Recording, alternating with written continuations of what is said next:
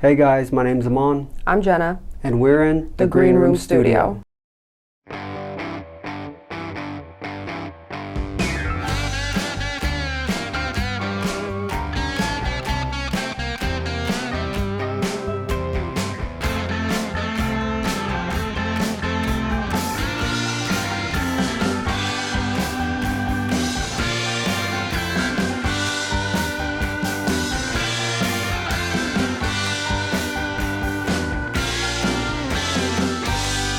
From the Green Room Studio, we are a go. I want to thank you for coming in and being a part of this. Thank you for having me, even though I'm was in the National Guard. I think it all counts though. People never feel that way. I feel like that's more rare to feel that way. Why honestly. is that? I don't know, because it's just like, it was part-time. You feel me? But yeah, whatever. I'm not sure how the National Guard works, honestly.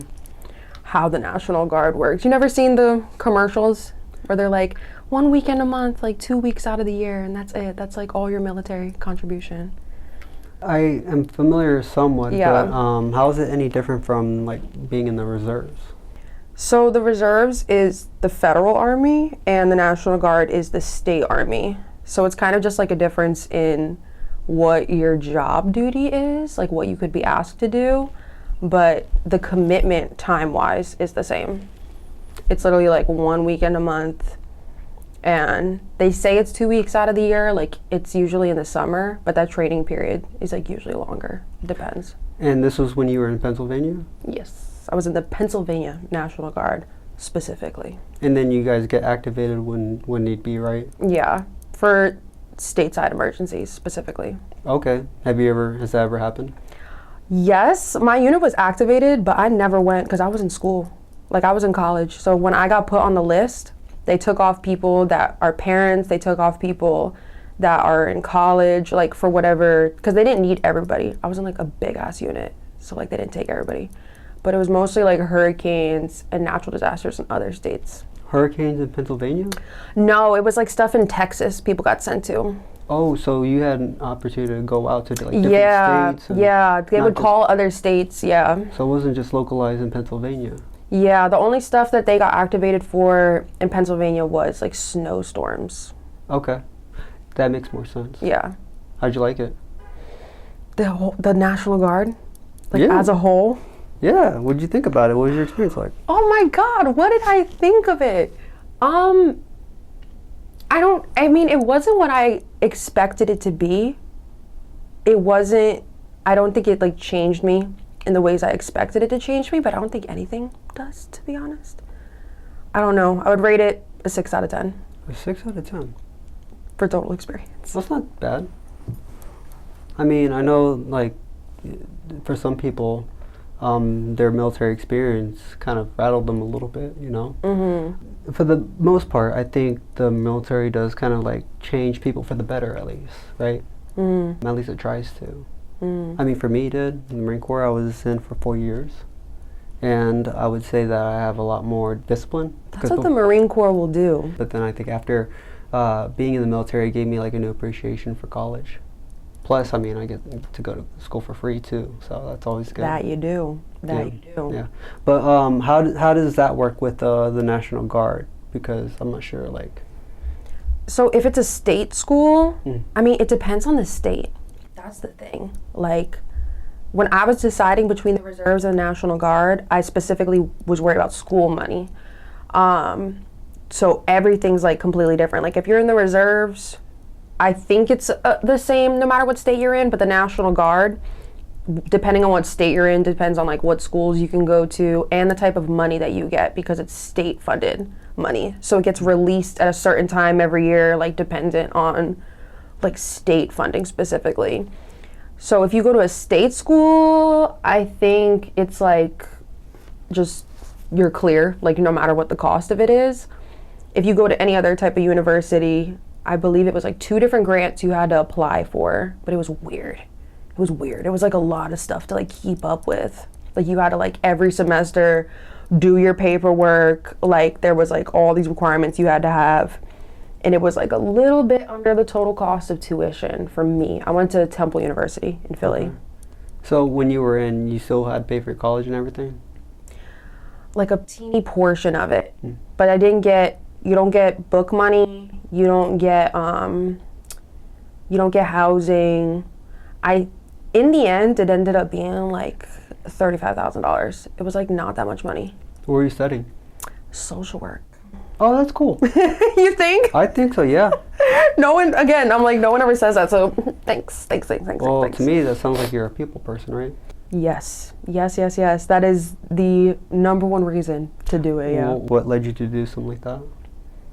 Like, honest to God, I was looking for something to believe in, and I kind of felt like, all right, most philosophies, most religions, most just like systems of belief would say like service to humans, service to man gets you closer to God. So I was like, all right, I'm trying to figure this out, like what I believe in, and try and find God. Like I should help people.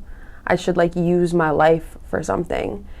And social work, especially like the school I went to, it's very political. It's very like emotionally charged. It's very it's like really like from the heart. It was like very intense, I feel as though. But I picked it because I felt like I wanted to learn the skills to help people, because everyone can like want to like, oh, I want to like help people, but to how to do it in a way where you like get something done, like not really just do it like for yourself and you just like feel good, like actually be able to set a goal, accomplish it, and in the end be able to measure it and say like there's some people out there who are better off than before we did this project, or whatever you might want to do. Mm-hmm. But yeah, that's like, and that was why I joined the military. I was like, I want to go to school, I want to help people. Ah, cool. So did you do it? No. No? No, literally no. I mean, in a way, like not the actual job, not the title of social worker, but I feel as though the desire to help people and make the world a better place is kind of like just a general thing. But having a job with the title social worker, no. I never picture myself as being one of those people that has a college degree and doesn't use it. But I did my senior seminar and I had a couple of social work jobs, and it's very I think you have to be a very like evolved, mature person to do that, and you're just not that at 24. Is it like very taxing? Yeah, like 1,000%, yeah. It's kind of like being a psychologist, right? It takes a lot of training. Like psychologists, you think about it, they have to do like 8 years or something with school. Mm-hmm. Social work, you typically do have to get a master's, and then a part of your licensing, you have to like intern under someone who has like a certain level of degrees. And that shit is like necessary to learn how to do it, but also how to do it in a way where like you are emotionally safe. Like knowing what affects you and not carrying it into like the next thing. Because if you have a client and like they really rattle you emotionally, that interaction might be kind of short. And then you got to pull it back together for like the next person that you see. Like you can't just be at work like, damn, that was sad as fuck, like it like fall apart. Like you got to hold it together because there's other stuff that needs to be done. Like learning how to do that is like really a skill. Shout out to psychologists, shout out to social workers. They're doing it. They're really doing it. I could see myself doing it, but I have to get myself together first. Entirely, yeah. Now for social work and all that kind of stuff, I feel like it would like need like a buffer space in between each person that you help, just so that you can kind of compose yourself. Mm-hmm. So it's funny that you say that you're passionate about helping people. I mean, you got to be very empathetic to be a social worker, and I know that the military is not really like that, right? Right, yeah. What was your experience being in the National Guard? I feel like the military experience is cool because it's at such a pivotal point in your life for most people. Like most people join at like 18, 20. That's when you're young, you're still gooey, like you're still like becoming who you are. I feel like I was exposed to a lot. So I grew up outside of Philadelphia, and I grew up in just like a regular suburb. My unit is like all people from Philly. Well, it's like 3 parts. There's like one section that's outside of Philly, that's like in the country. There's like a smaller section that's like also kind of rural. but like the main chunk of it is like in Philly. And so being in a unit with kids that like all grew up like in the city and we're from different backgrounds too, I feel as though like definitely exposed me to a lot. And it was cool. It was so cool to like make friends and be around people that I didn't like grow up with, honestly. I feel like the culture of the military kind of like, I don't know if it would be the whole military, more so just the National Guard is kind of like lackadaisical. It's a little like not serious, to be honest. So I feel like there was that aspect of it too, where it's like, I'm very young, very passionate, I'm very opinionated, and then it feels like a lot of people showing up kind of just like, whatever. At least I felt like, at least my unit, very like, whatever, like, let's just like get this over with. And like, after being in training, you're like, I don't know, training feels like super serious. Is that how it felt? Like, it was like you're in basic training and everything's like hella serious, and then you actually get to the military and you're like, okay, whoa, this is like a little more chill. Well, yeah, most of the training that you're getting in the beginning is all combat related, right? So once you hit the fleet, it's completely different because you're in your set job. Unless you're in infantry, then it's your just normal 9 to 5. If that's typically, you know, what your unit goes by. But for me as a motor T operator, so driving trucks around. Oh my God, I had the same MOS. Yeah. No way. That's actually so crazy. You really just said motor T. That's crazy. Mm-hmm. Oh my God. 88 Mike. 88 Mike. Wow. That's so funny. That's crazy. It explains why you were at Fort Leonard Wood. Yes. That's so crazy. Wow. Wow, wow, wow. Isn't there a height requirement for Was it? You know what's crazy? I had to put, me and my friends, we would take our tops off and stuff them behind me so I could like be scooched forward, but it was hard. It was actually fucked up. Okay, wow. Like being small, yes. But I was an MRAP driver, like when I actually got into my unit, cause I was tiny. They were like, we need small people. Cause like otherwise you're getting tapped all squished in. Yeah. That's crazy, dude. No way. I mean, look, I really wanted to be like a combat camera, but they didn't have that job available. I know that there was like a signing bonus for welders. Oh, man. But should have done that. Could have, yeah, but I swore there was going to be more money later on. When they said signing bonus, I was like, the military must be throwing money at you all the time. But I kind of knew that I wanted to use the military as like a stepping stone for whatever I do next. That's where my head was at. Did you get deployed? No. I spent all my time in California, Camp Pendleton. Period. It was beautiful.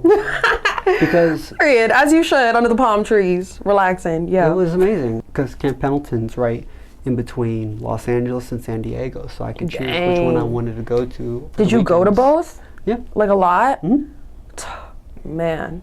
I loved it. LA. You got one of those careers people are like, damn, I wish that was me.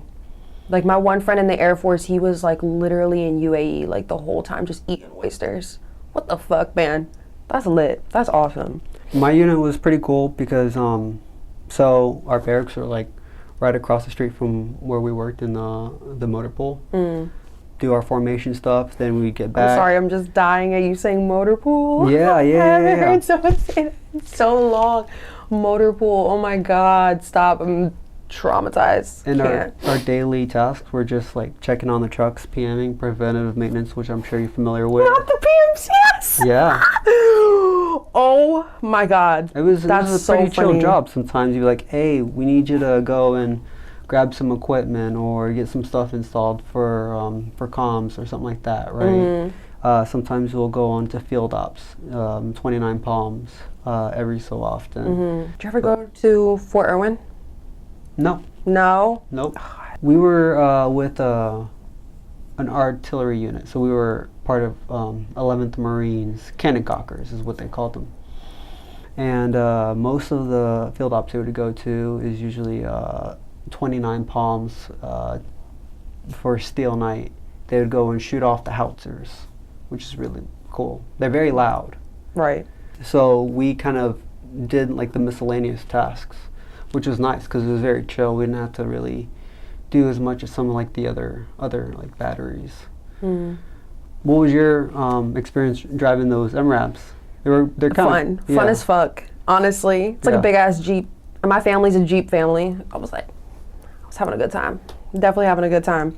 I feel like I wish I drove the big trucks more just because I'm like, it would be sick to actually have that skill. Did you guys have 7 tons or 5 tons? We had everything. It was like the largest freaking truck unit in like the goddamn United States. Sorry, the God blessed United States. But literally, it was like, we were on everything. Like literally everything. They were like adding more and more platforms like every year that I was there.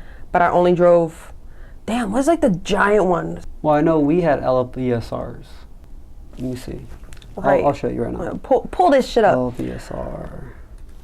Yeah, I only drove that. These trucks? Oh no, oh my God. These are the biggest trucks that we had. I wish I drove that more so I could have that skill like as a civilian so I could just be a CDL driver. Like, I feel like that would be nice, but... You would have carried that MOS outside? I think about it all the time because I'm like, that sounds lit to like not talk to people. Like, to be honest, I'm like, I could just like... That's so funny. Ignore it. But There's we some good drove money in it, right? like 5 tons, like a lot. What'd you say? Good money in trucking. Hell yeah. Everyone I know that does trucking is like, their life is together. It's good to have a partner, right? So that way you're not on the road. Somebody that you don't mind spending all that time with. They were like tiny as hell. Oh, wow, yeah. Wow, we didn't have those. What are those called? This is the shit that can pick up a tank. And is like, you have to get clearance to drive it on the freaking highway because they're so huge and heavy. It's gonna like crack the goddamn pavement. And that shit was not as scary as I thought it was gonna be, honestly, because we never had to drive it with trailers. The trailer is what fucks you up. My favorite ones were the, they're like hatchback Humvees, right? So it felt more like a car. It felt more like you're just kind of cruising around on the road. But I would be like in charge of making sure all the trucks had like the SL3 equipment, the record jackets were straight, and it was like an admin job, honestly. Sometimes people from different units would come in, they need their quality control checks, and I would make sure that everything is good to go and send them on their way. You did your job. So it was pretty chill. Love that. You did your job, actually, because I did not. I learned how to fake a PMCS real good, like, to be honest. What's like what do you feel like is the step that really tells people that you actually did it? It's hard to say because anything you do, really, it looks like you're doing something. If you have they say if you have a clipboard and a pen, you're walking around, it looks like you're doing something. So yeah, you gotta walk around. You gotta, You definitely do have to check the oil. You gotta at least. Absolutely. You gotta at least do that. You gotta at least take a random napkin that you randomly found. You gotta do the whole. Yep. You gotta really look at. You really gotta give a fuck. If you're rushing, It's good to go. check the tires, check the gas, windshield fluid, do the windshield fluid, and beep. That was what everyone always did because they were like, if you beep, that's the official end of the PMCS. If they're like, if I don't hear you beep, like I know you didn't really do that shit. So then everyone was like, okay, do the windshield wiper fluid and beep, and then that makes it look like we really did this shit for real. And I'm like, wait, we should know. I remember, like, I was one of those people that fucked something up so bad that I had to give like the safety briefing on it for like the next 4 years. Like that was serious. So I took it like a little bit more serious after that. But that, yeah, I learned how to fake a PMCS really good. I feel like that's what I learned in the National Guard. Because people had this mentality of like, shit's always breaking down anyway. Isn't that fucked up? Like they were like, shit's like fucked up anyway. There's nothing I can do. You can't really do anything about it because most of those parts that you need to fix a truck, you have to order, and that takes time, and then you're not expected. I don't know what your... It's maintenance's job. Maintenance, yeah. That's all of them. They got that. You know, and shout out to maintenance, honestly. Yeah. I feel like that was fun too. Getting to like sit and like watch them work and like do stuff. I learned a little bit there. I felt like that was what'd cool. you learn? Nothing I remember now, but in the moment it felt cool. Yeah. Don't remember it now.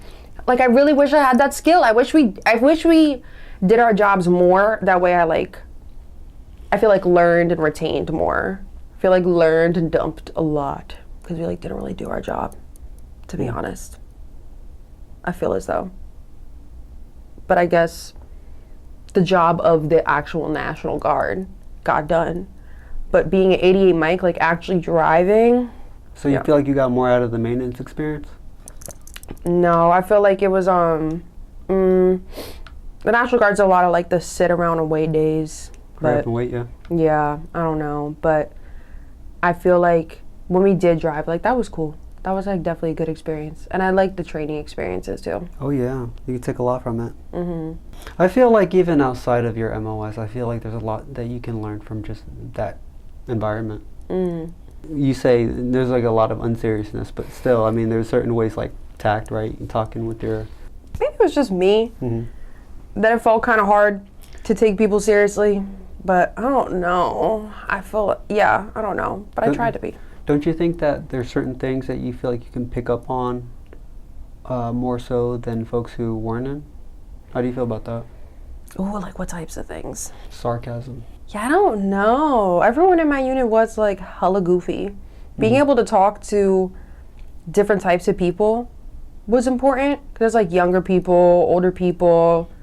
I called them the barbecue dads. Like it was like a lot of dudes like late 30s, early 40s, really into smoking meat. Very sarcastic, very funny. I thought they were hilarious. You ever get like smoked? It was more embarrassing. I feel like it was never like basic training level bad where it's like I'm in fucking pain and like this sucks super bad where they're smoking the shit out of you and like you're shaking and like, oh no. They didn't tell you bring a water source?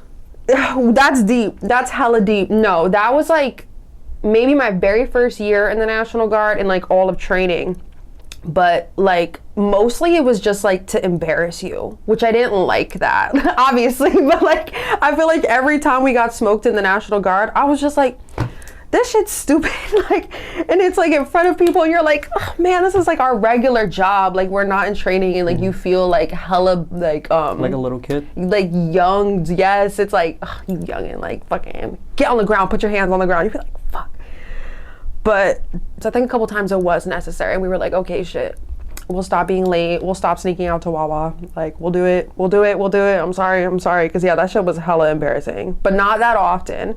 I think I only had one friend who got smoked like super bad for something, but she low-key deserved that. she knew she was wrong too. What did she do? They had us doing a game because they had like nothing else to fucking do. They made up like this little agility course. This is the National Guard for real. They made up this little like agility course. I think it was for like the 5 tons. And she had to like go through these cones and they were like timing people to see who could like do it the fastest. Which seems like, oh, we're training, but it's also just like, we have an afternoon. We need to like look like we're doing shit. We got cones, we got gas. Like this is what we're gonna do. And she just like, instead of like, oh, it was backing up through the cones. Instead of backing up, she just like floored it and fucking just like reverse back, but just like straight. And like almost hit a group of people in like a building and was a whole thing. And like, and people like ran up to her. And we were laughing. And then when we saw how much trouble she was in, I was like, oh my God, like trying to like choke down the fucking laughter. And they smoked the shit out of her.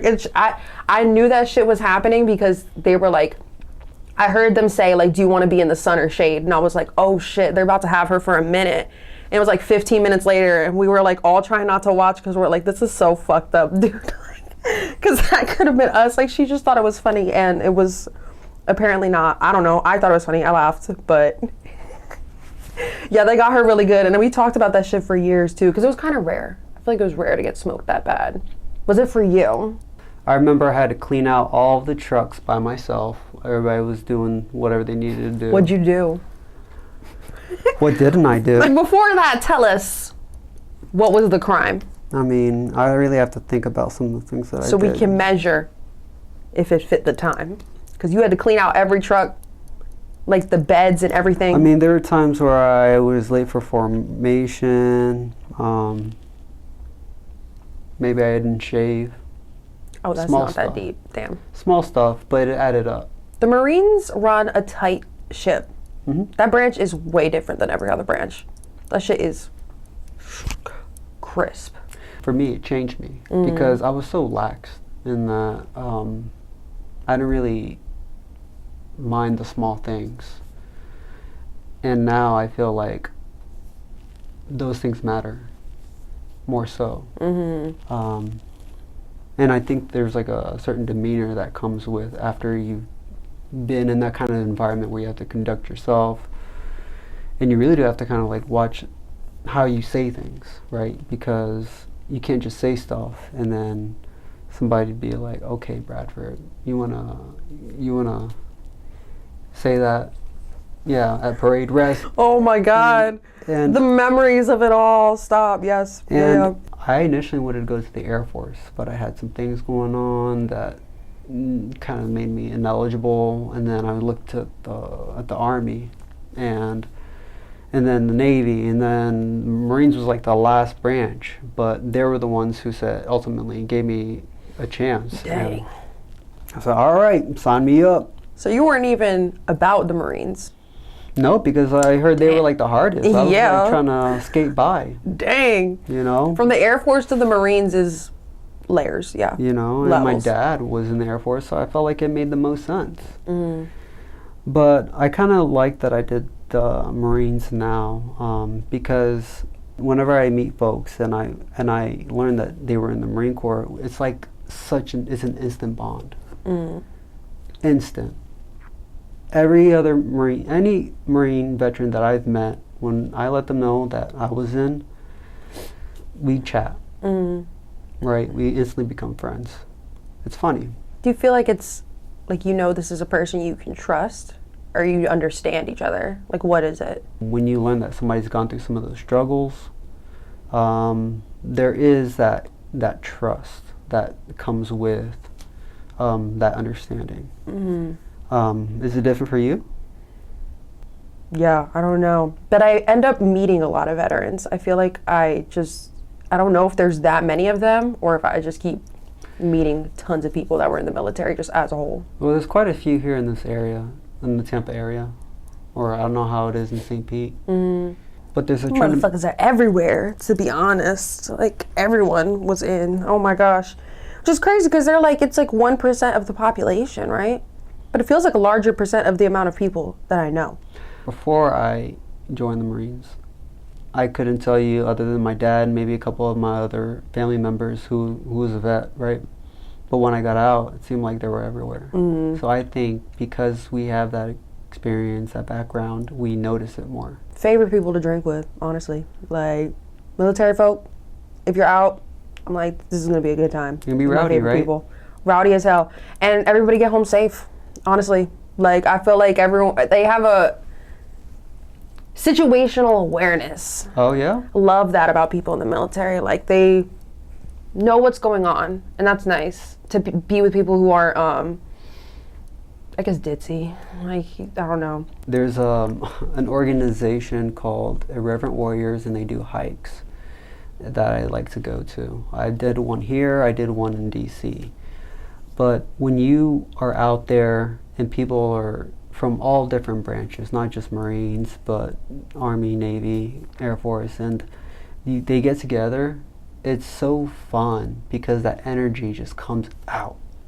Yeah. But they're so loving. Aw, I miss that. All the dudes. The group shit, yeah. All the dudes are like kind of like acting like doing the most. Yeah, they're doing the absolute most. You know. I'm gonna go the farthest, and I'm gonna carry the most stuff, and I got this shit. I'll be like, but even with each other, it's like you see the guys that are like kind of like low key acting gay. You know they're not gay, but they're bros. They're all gay. They're all smooching. Like, but to that's be what I'm saying. honest, That's the kind of vibe you're getting out there. I always thought, like, wow, like, the males are so much more homoerotic than the females. Like, I know we all shower together, but the boys are the only ones that really talk about it a lot when we start drinking. I'm like, I like to think that they're, you know, just kind of joking around with each other. You know, they're all in love. They're all in one big relationship. So funny. But that's kind of the vibe that you're getting out there in those kind of like hikes. And that's what I oh love my about God. Wait, now I want to do something like that. That sounds hella fun. Because I always said I want to go paintballing with all my peeps. I feel like that would be hella fun. Like, all my old friends from the military, like, we could all go paintballing. They call it rucks. So the one in here in Tampa, it was downtown, and they had like a set route, and you meet so many people there, and they have all these crazy outfits and everything. Hell Sometimes yeah. they'll wear like the flak jackets. There is always a combat boots. I would definitely do that shit, yeah. And I did one also in DC. That one was a little bit more. Not Don't as do anything silly. too crazy. Less I think silly. The one here in Tampa, definitely a lot more crazy energy, and it was fun. You know, everybody's cool, everybody's safe, but you know, it's just that veteran culture or the military culture that comes out, and people, as you said, Silly as hell. they're silly. Yes, exactly, and it's definitely a great experience. And it's free, by the way. If you're a veteran, you can go and they have like different. They give you snacks and. Love a good snack, honestly. Do you miss that about the military? Like the people, the camaraderie, the boys? Well, sure, yeah. I would go out with my friends on the weekends, the guys on the weekends. We'd go out and we would go to clubs. For some reason, our thing were clubs on the weekend. You used to club? Oh, yeah. Oh my God. In California. Wow. Yeah. I'm jealous. That's actually lit as fuck. We would go to this place called Gas Lamp, and it was out in San Diego. And the buddies I'd go with, the guys from my unit typically, and we would go out, and I'd be the one that they'd have to keep an eye on. They ever let you slide because like you were in the military nearby? They don't care. No. They see so many Marines out there. Right. They don't. Y'all not special. Damn. Honestly, they don't really. The locals, I would say, aren't too fond of the Marines. Really? No, because there are guys who do the most. Damn. That's deep. I figured like folks who are they'd want to kind of keep more of a low profile, because Right, like I'm gonna get if you get in trouble, you like that could be your career. Right. But I had fun for the most part going out and hanging out with these guys. Sometimes we'd go to LA and just for the day and just go out to the beach and just kick it. Do you guys ever get in like trouble going out? There was a time where I drank and I got in trouble going through the gate.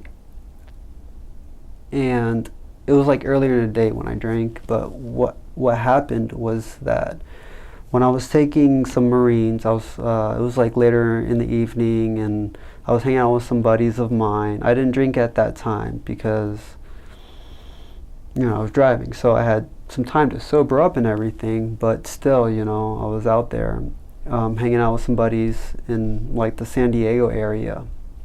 And they were in a base, Miramar. So Miramar is actually in like closer to San Diego, as opposed to Camp Pendleton. You have to drive about 45 an hour up north.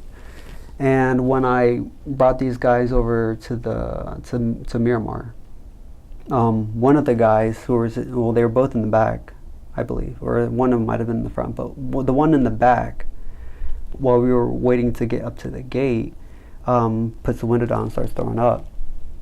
So now all of the eyes are on us because you just got a guy out with his head out throwing up. Should have held that shit in. Making the block hot. Oh. So as soon as we got up, they pulled us all out. They said, all right, since you're driving, we're going to have you walk the line because we think we smell alcohol. And so I do it and everything. I thought I passed and everything, but they're all right. Now we're gonna breathalyze you. I was like, what the heck? Why don't you guys start with that in the beginning? And then eventually it got to where I was up into their PMO office, as they call it.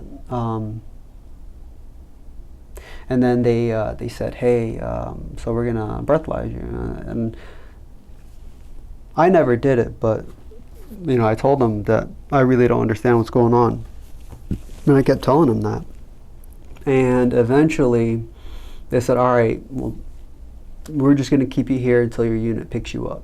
So I was in Miramar, and it's so funny that the person on duty who came to get me was a guy in my unit. It was one of my peers. So I was a corporal at the time.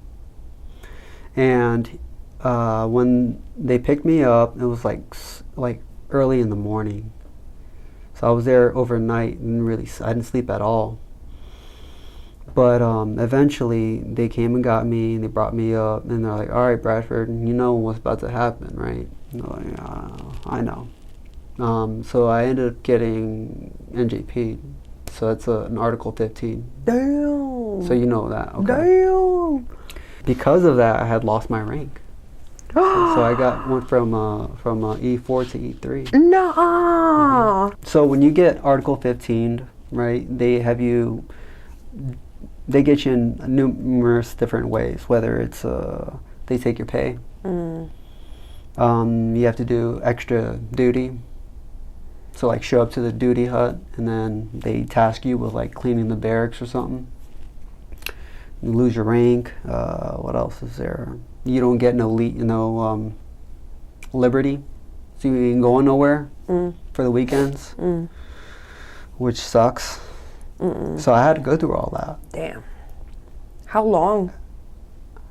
That time I think it was 45 days. I had to go through that. And it was tough, but I made it through. One guy I was doing this extra duty with and checking in with the duty hut, because you have to check in every every hour or so.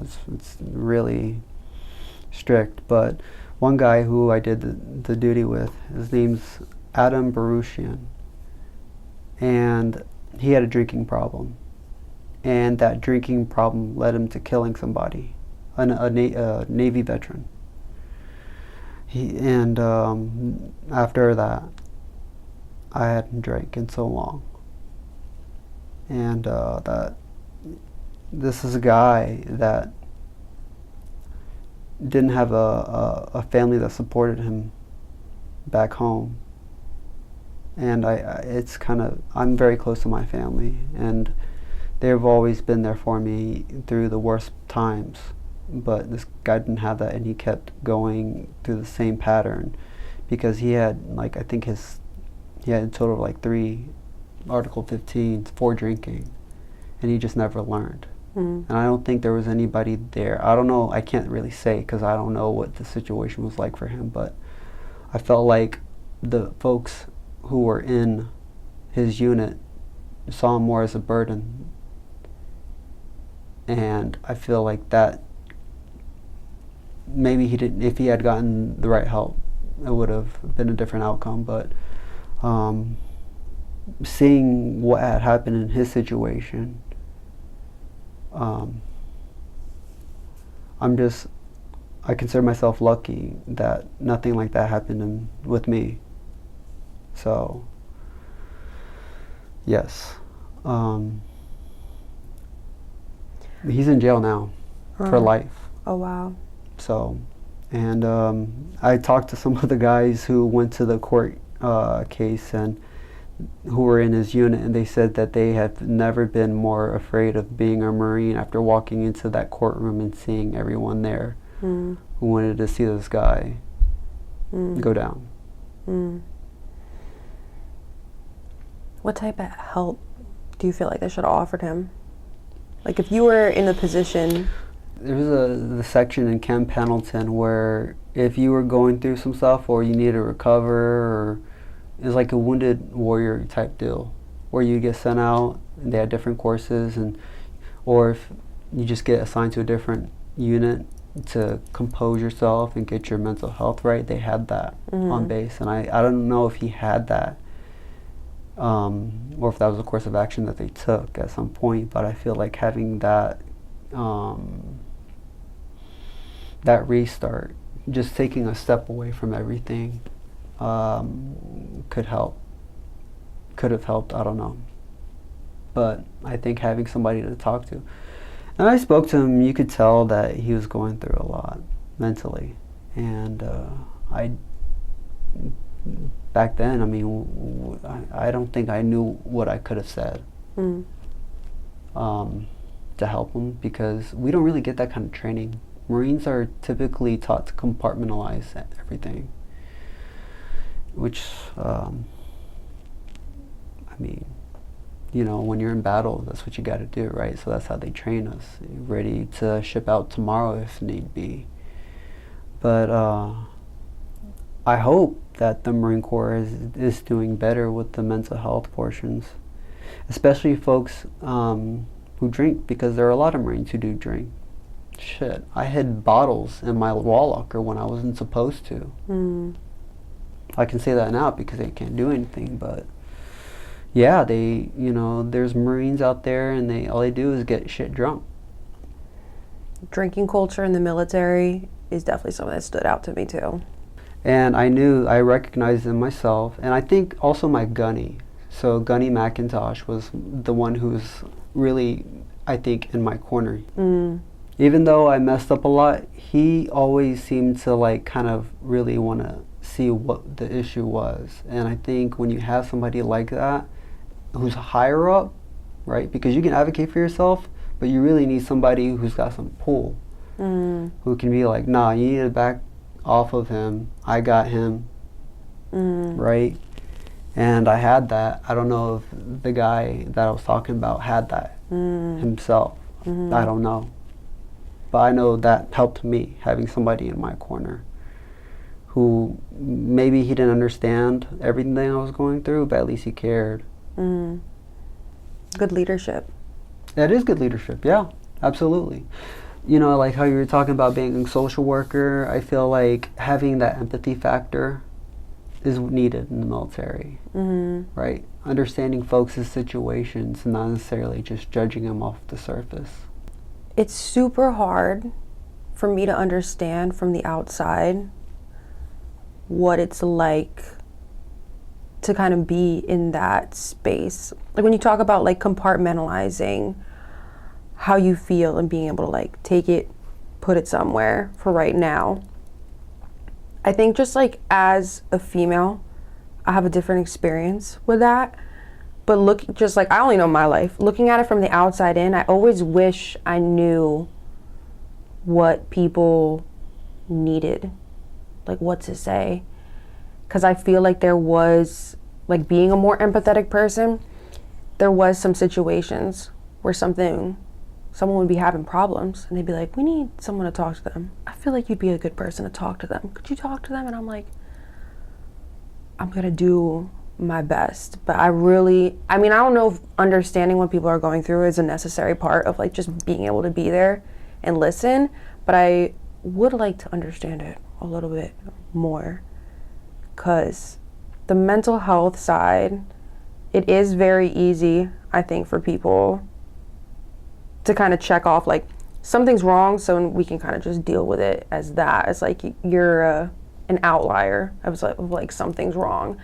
But if we could accept that the people who are like really outwardly showing signs of mental illness or just struggle, if we can accept them and want to work with them and help them, I think it opens up to the people who are also experience like a medium amount of problems, because that's valid too. Before it gets to be super serious, when your problems are medium, they still need to be dealt with. Like they still need to be worked through so that it doesn't get to that level. So if we can accept them and want to help them, then I think that opens it up to more people. But the military is all about conformity.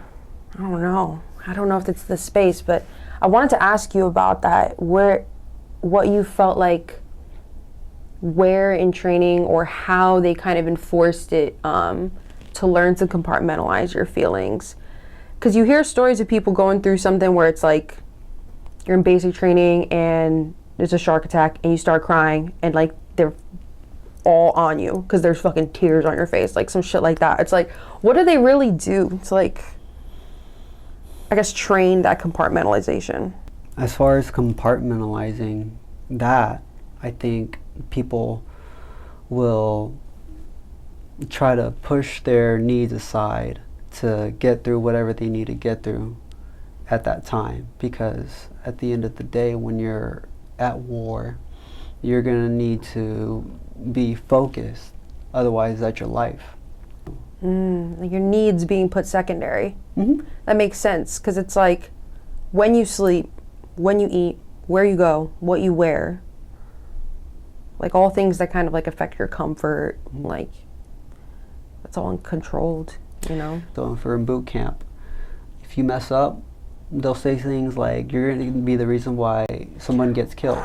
Yeah. Right? Ooh, that shit used to hit. That's what they want, because they want warriors, you know. And I think for them, for that kind of space, you can't really think about what your needs are. Think about what you need, right? It's just go, go, go. So when you're in that mindset, you're not really thinking about yourself. You're kind of like putting that aside, I think. And then that just builds up, and people just don't really try to use that introspection to see how they're doing. Instead, they just bury themselves in a bottle or do other stuff to cope with it. Skills necessary for war. I mean, it's a double-edged sword, I would say, because while yes, I can compartmentalize when I need to, it's not the healthiest thing to do. You're kind of taking a hit on the back end as well. But it makes you more resilient, I would say, in a sense. If things need to get done, you're able to kind of push aside the stressors and everything for the sole purpose of delivering on whatever it is that they want you to do. It's good. That kind of mentality is good for that. But I would say that from all that, I'm glad that there are people who understand and are able to support. I'm glad that it's getting the attention that it deserves, mental health in the military, honestly. You think it is? I feel like there's like the social media challenges, and then there's just like the general awareness of it. Like I feel like even people being aware that it is an issue, like within the military, I don't think it's getting what it needs, but I feel like it's cool that people are aware that it is an issue to begin with. Because there's people I feel like before that would say like it's hard, it's supposed to be hard, like you're supposed to suffer and feel those things. It'd be weird if you didn't. And they say, for the Marines at least, they say pain is weakness leaving the body. Deep. Did they ever have that compartmentalization culture? I feel like the amount of stuff people had to compartmentalize was also just life, because they call it playing army. Like to have a regular life, like people are parents, they're in school, they have full-time jobs. Like it's like life right now, but imagine this weekend you had to be up 4 a.m., shaved, in uniform, but then like Monday through Friday you're living like your regular life. So having to put your regular life on pause and go away for 2 days and give that your full attention, I think that was rough for people, because life is happening. Like there's problems. If you have a problem going on back home, like it doesn't matter. You gotta go, gotta leave. If your boss like is upset that you taken, like they're not allowed to legally fire you, reduce your hours or anything like that, because it's military service, but you're still gonna have trouble with jobs. Because I mean, you're literally getting off 1 weekend a month. Like most jobs are gonna be like. But I feel like people definitely had to put it in a box, like what they had going on back home, because being there and being present was demanding. I feel like I keep coming back to this thought of like, I wish I knew what it is people needed, but honestly, I feel like it's just the experience of being in the military itself that is quite a difficulty. I think it'll be a while. Mental health is something that's only recently really been researched as far as like Western concepts, because all like ancient stuff of like internal healing, soul healing, stuff like that, I mean, we're really disconnected from that. I feel like a modern Western understanding of what mental health is still like pretty new, scientifically wise. So it's cool that we're starting now, but I don't really know like what people need. But I feel like based on what you're saying and what most people are saying is like just a space to talk and not be judged and be heard. So maybe talk therapy is really valuable to people. and that be more available. Because I know I had to go through talk therapy when I was in the military, and that was thebomb.com. I definitely got a lot out of that. That was awesome. Oh, I'm glad you went about and got that. Like, definitely the best. But I feel like a lot of the stuff people had to compartmentalize was just life stuff. But something else I really keep thinking about, especially based on a conversation I had with my friend recently, because we were talking about what makes a good society, like what type of people make a good society, what type of structure makes a good society, because that's something I'm very interested in, like how do we make society better. And we were talking about having military skills, and I keep thinking about what is it about a whole population of people who have been given the skills to go to war who didn't go to war. Like, you were trained for this skill set and kept in this mentality and kept in this routine to be prepared for war, but they're not in war. You know, like, we're in Pennsylvania, we're in California, we're in our early 20s, but we have to be ready for war. Like, that I think is interesting. I don't know how I feel about it, but I think about it. You think that's a skill? Yeah, it's definitely a skill set. Like, being prepared for it, because it's bigger than just being able to shoot, being able to move. Because retaining that information and applying it and developing that skill, it all comes from that inner place of, like, it's life or death. Like what you were saying about, like, them saying, like, you could be the reason somebody gets killed. Like, you pay attention when you really, like, realize, like, that's what's actually at stake. And then you see imagery, like photos and videos of what's going on overseas, like what could happen if you get deployed. So I just think about that. I'm like, we're a population of people that have this skill set, but we're not in that environment. We're not actively applying it. Does that make sense? But we're getting ready for it. Yeah. We have to be ready for it at a moment's notice. Do you feel like being able to compartmentalize is a valuable skill in quote-unquote regular society, like not wartime? Those are skills that I don't think you're going to get anywhere else. Keep that composure. Composure. It's an excellent word. Yeah, to be honest. Like, not cracking under all this stuff. I feel like if I had to, like, boil down, like, what basic training taught you is how to operate under stress. And I feel like that is a really good skill. It's a very good skill, because stress is everywhere. Stress is everything. Everything's stress.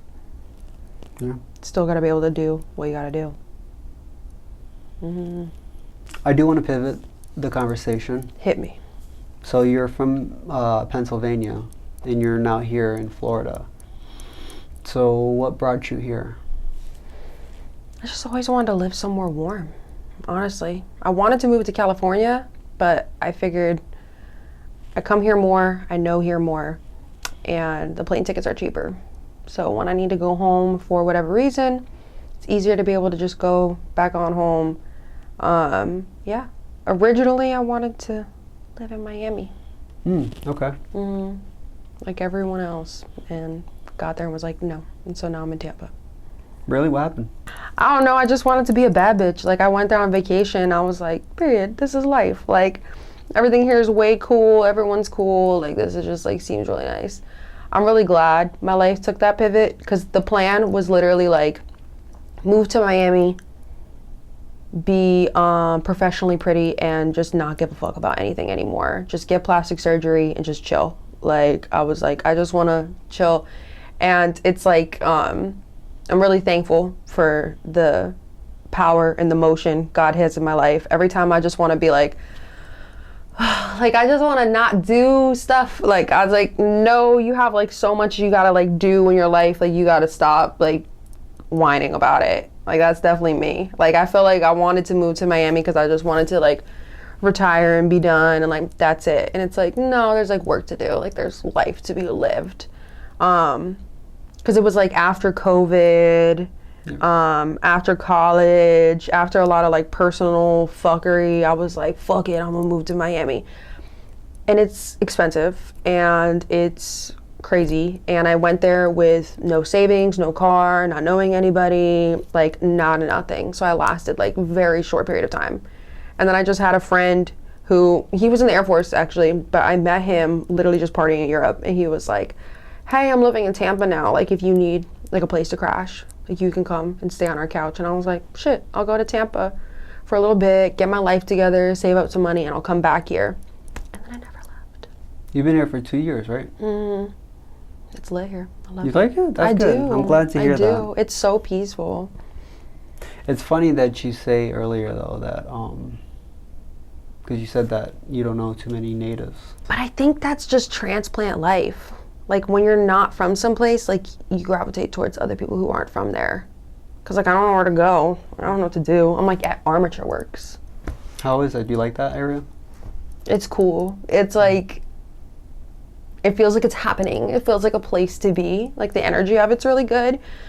But to go someplace and have like a genuine interaction, like my hometown, like to call up some friends and know they're going to like the same like rinky-dinky bar, but it's like comfortable, and to have like an actual like one-on-one like close interaction, I don't have that. Because like I just have like the general surface level, like, hey, oh my God, isn't this so beautiful? Like that's like what places like that are for, I feel as though, or at least in my experience. I don't know. I think it's also my season of life.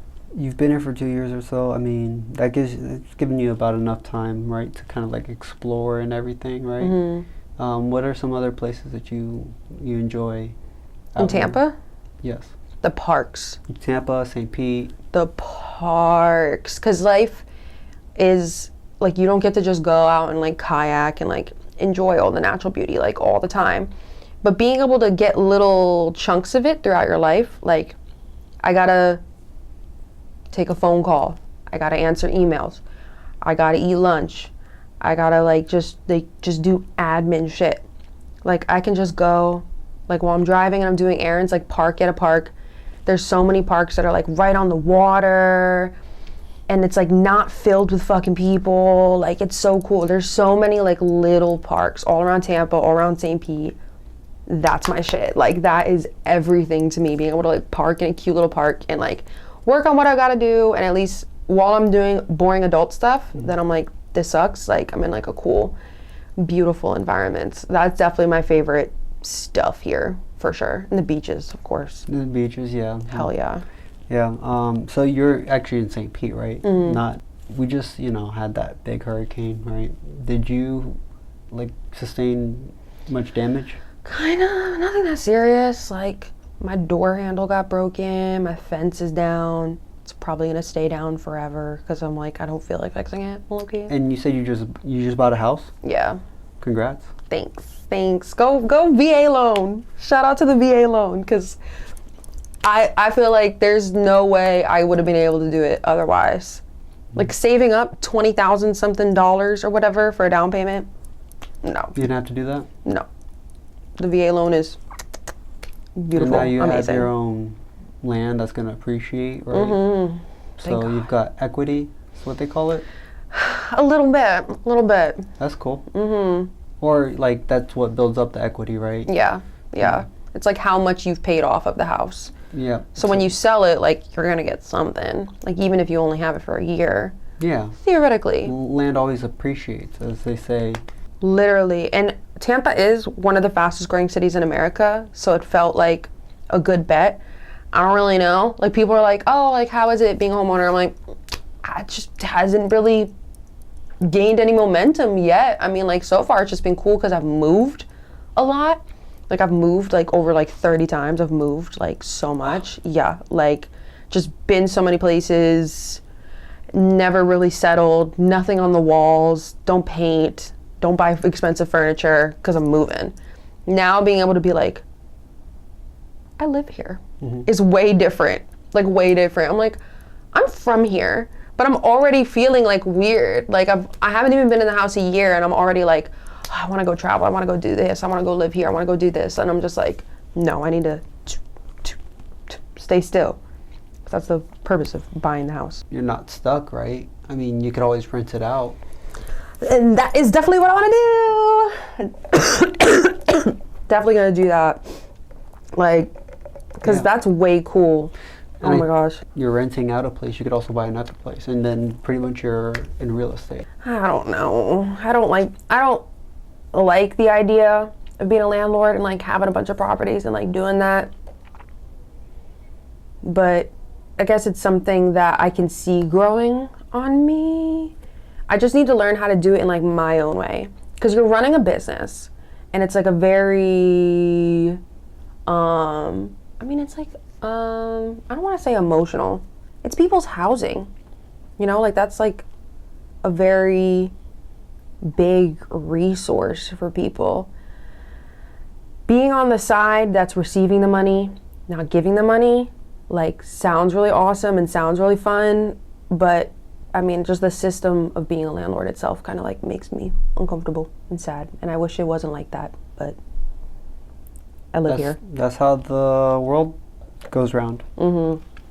It's gonna happen with or without you, right? Right. Like, to be honest, the market is extremely competitive when it comes to like buying a home, right? I got really, really lucky with the timing of everything. Everybody recommended, random rich dudes that I met in Tampa that I was like, give me some advice. They were like, buy at the end of this year. Like, buy something like December or like a little before that. And I ended up buying February, but like obviously the deal was getting done in like January, December. Because the interest rates dipped and people weren't trying to buy something like around the holidays. I don't care because I don't have kids. I don't have shit going on. So like I could focus on it over Christmas. Because like the month-long process of doing the paperwork and closing is like so grueling and stressful and crazy. But before that, just finding a place and putting, it was, I don't think it was that bad. I feel like it was probably a pretty average experience. Saw the house, liked it. Somebody else put in a bid, but something, I think maybe in their funding or something fell through. And so then I was able to jump back in there. And it wasn't like a big bidding war or anything like that. There was like some negotiations that had to be made about with stuff that needed to be fixed, wrapping up certain costs into the loan and all that stuff. And my realtor is my mentor and friend and also a Marine Corps veteran. And his life is put the fuck together. Like to me, I'm like, when I look at him, I'm just like, you're such a Marine dude because you just like, you have a system and you're doing it and it's like working and you're getting up early and you're doing it. And like, even though like he has injuries, like he has like back problems, he has like chronic pain and he's still doing it. He's like a business owner, he's doing real estate, all this stuff. So I was super thankful to have somebody who had been there, being like young, dumb, and broke and freaking having to like have discipline and like pull it together and be like, all right, let me make a smart choice for myself. But to make this smart choice, like I'm gonna have to do it. Like I'm gonna have to go get the funding, do the paperwork, like sit, read, comprehend, like do this, like go put in the hours to make the money, to pay for the stuff, and all of that at the same time. It's just like life. So my realtor, like also being my friend, I feel like was a really cool part because like he definitely like pushed me and I'm super thankful for that. I love that mentality that he has that I'm sure is definitely in part from his military service. Like, because I would be like losing it. Like I'd be like crying, stressed, like freaking out, like and this and that, da, da, da. And he would have like such a good like quote or something to tell me, and it was never like, oh, like it's okay, like it was very like, this is hard, but pull it together, we're moving forward. And I needed that, like push. When you're just like someone to be like, all right, we're still moving forward, okay? Every problem has a solution. You just have to calm down and find it. And I'm like, oh, that's right. Like, this actually isn't that fucking crazy. Like, millions of people have bought houses before. Like, this is okay. This is all right. But not really a bidding war. I feel like it was kind of hard to find something that the VA would fund, though. That is a thing. Because they won't fund just, like, any house. That is a thing. That kind of sucks. Did you have any problems with that? Yeah, it was like, in the list of houses I was looking at, I think it was like maybe less than 5 like that would work. And yeah, I think the location, timing, like everything kind of just like worked out that way. I feel like you just have to have patience. And one thing he told me that I'm super thankful he did is like, it's a very emotional process. You have to keep track of what's going on emotional wise. Like he's like, sometimes people see a house, they don't even really like it. They're like, okay, I'd give it like a 6, a 7. Like, I like it, we can try. And then they lose it, like it doesn't work out. And then they're really upset because they're like, wait, I really like that house. Because for a week, they've been picturing it. They've been thinking like what furniture you're gonna buy. Oh, I'm gonna start going to that store. Oh, here's how I'll do the backyard. Oh, I'm not gonna get it. Oh, so you go through like a bunch of heartbreaks like that before it like actually works out. And you gotta hold it together because like, whatever, like if that's not the house for you, that's not the house for you. But yeah, so I feel like that was really good advice that he gave me, like, keep track of how it's affecting you emotionally, like so you're not making an emotional decision. Because for me, it's the biggest financial obligation, responsibility, choice like I've ever made. Big ass loan. So like, it's a commitment. Commitment. Yes, that it is. But so far I'm really thankful for it. I think it's working out. And now you have your own property you can do whatever you want with. True that. That's awesome. Congratulations on that. Thank you. Part of me doesn't feel like I really earned it, weirdly. But, so, I don't know. Thank you for that. Because I just feel very like, it's crazy? While I was doing it, it felt so hard. But now after the fact, I'm like, it was too easy. Like, I didn't really have to try that hard. Like, because not having to have the down payment, I feel like it's the biggest chunk. Because for most people, that's sustained work. That is goal setting long term. Like, to save up a large chunk of money like that, that's like years of like nose to the grindstone, putting that money away for most people. I think the fact I didn't have to go through that part, I'm kind of like, did I skip the line? But they have great benefits for military service members. I know for like homeowners, people, the veterans who are like 100% disabled, like the disability, qualify for tax or property tax exemptions. Right. A lot of that's knock on the VA healthcare. But I feel like it's better that we have it than we don't. Better that than nothing. Shit. I haven't had health insurance in so long. Really? Like, for real. Oh my gosh. And I think I only had TRICARE for like 1 year while I was in the military, to be honest. The way they try to incentivize, like, you need to have a certain rating to get certain health care, certain benefits. I feel like those benefits should be extended to folks who don't have those service, because it's not necessarily, I feel like people who get out and don't have these, like the rating or whatever, don't necessarily have issues or whatever. I feel like the need is there, so it should be provided, right? So for you with healthcare, right, if you served, why is that being held? Oh man.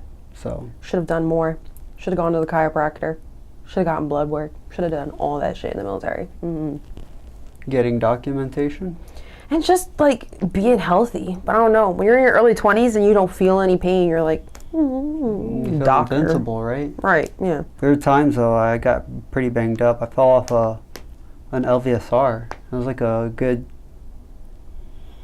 8-9 foot drop. Oh no. Yep. You just gotta be careful. What was the first truck you showed? The one that has the hook? The LVSRs. That's what I fell off of. But they have flat racks on the back where they'll have like what did they call that? Why do I feel like that's not what they called it? They could have. To me. Yeah, LVSs. Yo, ready? I got hit by one of those in California. What do you mean? I was reaching up into an MRAP, and it was one of the up armored doors, so it's like backwards. Sure. And they took a sharp left and like smushed the door on me. So all the time I'm like, I got hit by a truck, y'all. Like, I literally got hit by a truck. It was not that serious, but like, after when I was like sitting in the infirmary and I was just like, should I call my mom? I was like, yo, I just got hit by a truck. Like, what? They stopped in time, obviously, because like I screamed and was freaking out. But like, that's just like the craziest thing. Like, when I look at that vehicle, I'm like, that's what someone was driving, but it has like hella blind spots. So I like understand why it happened. But that shit was, oh my God. That's like terrifying. I'm like, why did the same vehicle almost kill us, yo? Like, what? Isn't that vehicle specifically? Is it cursed? Or is it just fucked up? Because it's just not normal. It's not a normal truck. That shit's different. It has a whole little thing to pull the shit onto it. That's usually a separate piece of equipment. There's a lot of blind spots when you're working with equipment that big. What happened when you fell off? I'm sorry. I like I was tying something down on the flat racks. You know, ratchet traps, right? Yeah. Recall. To like get things tight. My foot got caught on one. And I tried to catch myself, but I ended up like falling forward. Yeah. Dang. One time, there's actually a couple times where I don't know what I was looking at, but one of the doors would be open and it was an armored door, and I hit my head on it. And it just knocks me back. I've seen that happen. And I get up and I get this big ass whelp on my forehead, and I'm like, oh my gosh. I saw someone open a door and do that to someone, and they were talking. They were I shouldn't laugh, but it was so comical because they were talking and then they were just like, bang. And it makes a whole sound effect and everything. Yes, yeah. It's so funny. And I was scared they died because I was like, oh my, because I'm sure a sharp enough, hard enough hit to the head. Fuck, oh my God. But they got right back up. But I was like, oh shit, oh my God. Because all they did was open the door. Like, we weren't even fucking around or anything. That's the craziest part. When something happens, when it's like, we were being safe. We weren't even trying. Like, you were just doing something, you know? Yeah. Like, oh my goodness. Oh my God. There's a lot of funny things. What happened? When you're walking through the line, all these trucks are right next to each other. So it's very small. It's very narrow to kind of walk through in between. You don't really expect doors to be open. So I must have been looking at a clipboard or doing something to where I didn't notice, and boom, fell back. I'm like, oh my God, what the hell just happened? And they're like, Bradford, are you okay? It's like, get up, and I touch my head, and what the hell is this? It's like instantly swelling. Yeah, it was. Mm-hmm. And I look in the mirror, I'm like, oh my God. Yeah. I don't know if I went to medical because I think we were going to the field then. Like, we were getting ready to go out. So I had to deal with that. All right, well. Like, shit, I could be concussed. My friend always used to say, she's like, you could tell the difference between sergeants and privates because privates always have their mouths open. And I'm like, right, we just sit around looking dumb, just like. It was a surreal experience for me to know that I'm in this environment that's so foreign to me, because I told you I was like a very artsy person, so I didn't think that I really fit into this culture, this warrior culture. But I mean, yeah, when I was at the range, it's interesting when you're firing, right? It feels like you're shooting off like those fireworks that you just have in your hands. Yeah. It felt like a projectile. I didn't really feel like I would expect a gun to feel firing, and I was actually really good at shooting. I loved going to the range, the technique and everything. I could not sit on my heels to save my life. So when I was in boot camp and they said, Bradford, sit on your fucking heels, because when you're when you go to qual, right, you qualifying for like the range and everything, they have you in different shooting positions, right? So you're in your standing, you're kneeling, and then you're in your prone, laying down. Of I course, think it's the same in the Army. How many do you have to make? Is it out of 40? Oof. Well, I don't know. I'd have to look that up, but. Fuck it. Forget the numbers. I mean, I know I'd get expert. I'm actually a pretty good shot. I wish we got to practice more, because I love to shoot. And I was raised shooting. Like, my grandpa took us at 10. Barely did. Wish we got to shoot more. What kind of things did you get to shoot while you were in the Literally training? just the freaking... Oh my god, I can't remember what it's called. What is it, M14? What the fuck is that called? Well, they had the M4s and M16s for us. Just combined both. There's an M14 for the... There's the M4, which had the extendable stock I think in the that's back. Yeah. And there was one that just had your standard, and it was longer. But Yeah. the M4s were people who were shorter. More control, I guess. But we did get to shoot 240s. So Oh, that's right. There was machine. Yeah, did get to do that shit too. Damn, I forgot. Got to shoot a machine gun, bro. What? Oh my god. That's another moment of just being like, I'm really doing this shit for real. Like, I think a lot about like when we had to do grenades, like standing there in that line and being like, I'm holding a grenade right now, bitch. Like, this is fucking crazy. Like, who let me do this shit actually? a grenade, right? You freaking launch that sucker. You're just holding it, you're like, boom. Because I remember it was like waiting to do it and hearing through the wall grenades going off for like hours. Just standing in line with a fucking million people. That shit was crazy. I was like, bro, we're here. Excited, right? We're about to throw a fucking grenade. Like, and this is not like... Did you ever shoot grenade launchers? Oh my god, yeah, we got to do that shit too. Damn, I'm forgetting like all the cool shit I got to do. But we didn't get to do the actual grenade launcher. We were shooting what they call Cheeto rounds. Cheeto rounds are like orange little puffs on it. That's a cute name. contact. I love that. Cheeto round. That's everything. And there were times out in the fleet, like when we go out to the field, if anybody wanted to shoot the 240 on the Humvee as we're riding around in the desert, they were able to do that. Let us do that. Yeah, shooting off the MRAP, that was sick. Like, the practice range they have in Pennsylvania is like on the mountains. That shit's fucking cool as hell. Because the fucking target's like way out there. And seeing all the little puffs as all the people in the line are shooting. Oh my god, that shit was way fucking cool. Oh, but I didn't get to shoot when I was in California. I was pissed because I was a driver, so they only like had like the people up there doing it. Oh, okay. But it was cool to watch. I Yeah. was like, this is fucking wild. Those are like some of the times that I miss about being in, is because you're not gonna.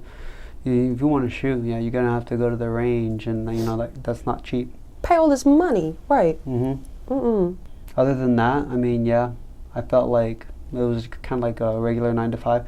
I did kind of like wearing the uniforms, so uniforms were cool. Going to the Marine Corps balls. Now I'm just super jealous when I see the Marine Corps birthday coming up, and I see all these guys hanging out that are still in. They're just going to the ball. You see their pictures, and it's just like, wow, it was so much fun. Does everyone do like the whole run, like the 300 miles or whatever it was? I remember that in Fort Leonard Wood. Well, are you talking about like the PFT, like the tests that they have us do? No, the Marine Corps birthday, how they had them run like a certain amount of miles, but it was like everyone doing it together for however many years it was around. Part of that is like those camaraderie events. Like if we're going out on a regimental, like, so everybody from the regiment from all the different batteries are coming together, and we're doing like we're like doing a run, a big run. There's like hundreds of people together, and you have different parts of people calling cadences, and you can get called out and start doing the cadence, and it's just... That was the best. Nothing can recreate that feeling. Oh my god. I miss running in formation, which is something I would never imagine saying.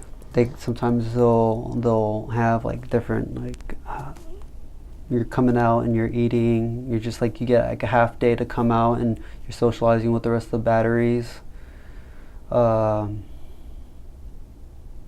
it's those times where it's like you can kind of like fuck around and just talk shit and with the rest of the guys and gals and that are there, and just not have to really worry about work or anything. Just get to know the guys. Not necessarily in your unit, but other units around you that kind of like live in the same barracks area.